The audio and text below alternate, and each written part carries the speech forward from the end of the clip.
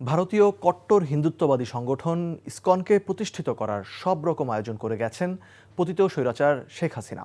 আওয়ামী লীগ সরকারের সময়ে শুধুমাত্র ঢাকাতেই সংগঠনটি বরাদ্দ পেয়েছে 150 কাঠার প্লট। এনটিভির অনুসন্ধানে বেরিয়ে এসেছে কিভাবে সরকারি পৃষ্ঠপোষকতায় কট্টর সংগঠনটিকে জমি বরাদ্দ দেওয়া হয়েছিল। এমন স্বেচ্ছাচারিতার মাধ্যমে আওয়ামী সরকারের প্রচ্ছন্ন মদদে কট্টর সংগঠনটি মূলধারায় এসেছে দাবি বিশ্লেষকদের। নাজিবুর রহমানের রিপোর্ট, ছবি তুলেছেন জহিরুল ইসলাম।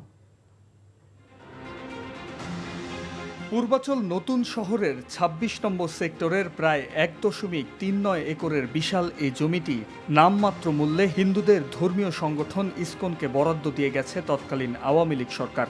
নগরীর দুটি গুরুত্বপূর্ণ এলাকায় ইসকন বরাদ্দ পেয়েছে প্রায় কয়েকশো কোটি টাকার জমি। প্রশ্ন উঠেছে, এত পরিমাণ জমি কোন বিবেচনায় বরাদ্দ দেওয়া হয়েছে?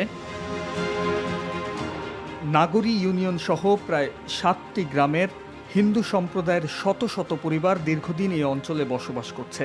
দীর্ঘদিনের ধর্মীয় আচার পালনের প্রতিষ্ঠান ছাড়াও মাথা গোজার শেষ ঠাঁইটুকু বিলীন হয়েছে এই প্রকল্পে।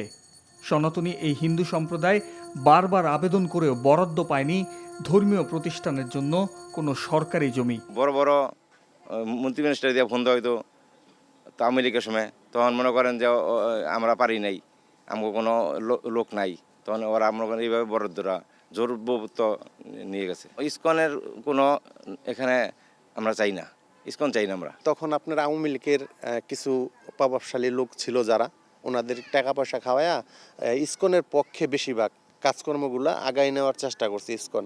প্রায় ৫০ কোটি টাকা মূল্যের বিশাল আয়তনের এই সরকারি জমিটি নিজেদের করে নিতে চায় আন্তর্জাতিক কৃষ্ণা ভাবনামৃত সংঘ ইসকন। অথচ এখানে দীর্ঘদিন ধরে বসবাস করছে প্রায় শতাধিক পরিবার। তাদেরকেই পাশ কাটিয়ে নিজেদের নামে বরাদ্দ নিয়েছিল ইসকন, যেটি হয়েছিল আওয়ামী লীগ সরকারের আমলে বিভিন্ন সংস্থার কর্মকর্তাদের যোগসাজশে। নিজেদের জমি রাজুক থেকে বরাদ্দ পেতে তৎকালীন স্থানীয় সংসদ সদস্যের মাধ্যমে ২০২১ সালে প্রথমবারের মতো আবেদন করেন বাসিন্দারা। একই বছর বাসিন্দারা নিজ উদ্যোগেও আবেদন দাখিল করেন সংস্থাটিতে। অথচ প্রায় ৮০ কাঠার পুরো জমি বরাদ্দ নিয়ে নেয় কট্টর হিন্দুত্ববাদী সংগঠন আন্তর্জাতিক কৃষ্ণ ভাবনামৃত সংঘ ইসকন, যেখানে প্রত্যক্ষভাবে কাজ করার অভিযোগ আছে রাজুকের কর্মকর্তা উজ্জ্বল মল্লিকের বিরুদ্ধে, যিনি অনিয়ম দুর্নীতির অভিযোগে বর্তমানে বরখাস্ত। এ কর্মকর্তা স্থানীয় বাসিন্দাদের ২০২১ সালের আবেদনের তথ্য গোপন করে ২০২৩ সালে ইসকনকে বরাদ্দ দেওয়ার কাজ করেন। শুধু পূর্বাচলই নয়, উত্তরার লেক ঘেঁষা ৩৫ কাঠার এ জমিটিও মন্দির করার শর্তে বরাদ্দ পেয়েছে ইসকন। ২০২৩ সালে পূর্বাচলে জমি বরাদ্দ পাওয়ার আগে ২০১৩ সালে ৩৫ কাঠার এই জমিটি বরাদ্দ পায় ইসকন, যার বাজার মূল্য হতে পারে প্রায় ৭ কোটি টাকারও বেশি। আইন অনুযায়ী রাজুক এক ব্যক্তি বা প্রতিষ্ঠানকে নিজেদের প্রকল্পের একাধিক বরাদ্দ দিতে পারে না, কিন্তু ইসকনকে দেয়া প্লট বরাদ্দে সে সকল নিয়ম নীতির তোয়াক্কাই করেনি সরকারি সংস্থাটি। একটা এলাকাতে একটা নির্দিষ্ট সম্প্রদায় দীর্ঘদিন ধরে থাকার পরে সে এলাকায় তাদেরকে না দিয়ে অন্য একটা সংঘকে দেয়া, এটা কিন্তু রাজুকের যে নীতিমালা এবং যে প্ল্যানিংয়ের যে নর্মস এবং যে এথিক্স, সেটার সাথে সাংঘর্ষিক। অবশ্যই সেই সময়ের যে সরকার ছিল তৎকালীন আওয়ামী লীগ সরকার, তার তো অবশ্যই একটা চাপ ছিল। ৫ আগস্ট পর দায়িত্ব নেয়া রাজুক চেয়ারম্যান বলছেন, বিধি অনুযায়ী জমি বরাদ্দের বিষয়ে পুনর্বিবেচনা হতে পারে।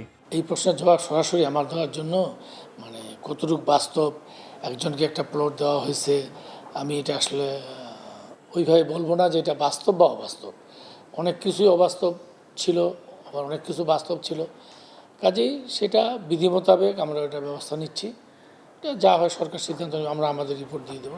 ইসকনের প্রথম সারির নেতাদের সাথে যোগাযোগে ব্যর্থ হয়ে স্বামীবাগ মন্দিরের হিসাব রক্ষকের সাথে কথা হয় আমাদের। ইসকন ব্যক্তিগত সম্পত্তি নেয় না, এটা হচ্ছে ধর্মীয় কাজের জন্য। কেউ কোনো একক মালিকানা ভাবে ইসকন জায়গা নেয় না, এটা সংগঠনের জায়গা। এখান থেকে কিভাবে ধর্মীয় প্রচার হবে, যেখানে সনাতন ধর্মের একটা প্রচার হবে।